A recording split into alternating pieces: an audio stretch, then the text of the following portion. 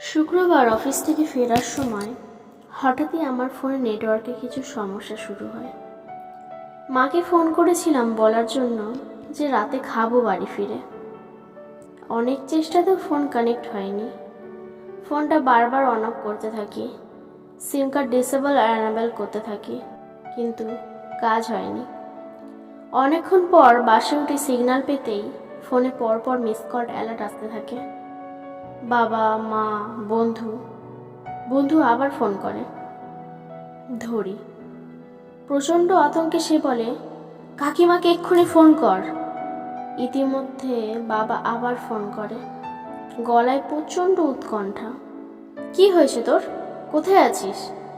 জানাই ঠিক আছি, ফিরছি। বন্ধুকেও আবার ফোন করে বলি ঠিক আছি। বন্ধু বলে, জানিস আমার শরীরটা খারাপ হতে শুরু করেছিল। কতবার ফোন করেছি তোকে, কিন্তু পাইনি। বাড়ি ফিরে আসার পর মা বলে, আমার বুকটা এখনও ধড়ফড় করছে। একবার ফোনটা এলো, তারপর রিং ব্যাক করতেই বলে সুইচড অফ। প্রচণ্ড আতঙ্ক হচ্ছিল।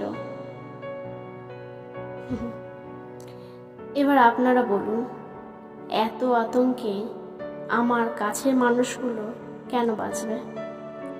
শুধু আমি মেয়ে বলে এই অপরাধে?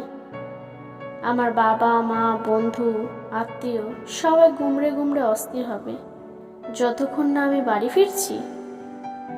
আমি পরবর্তী তিলোত্তমা না হয়ে যাই, এই ভয়ে তারা সারাক্ষণ থাকবে।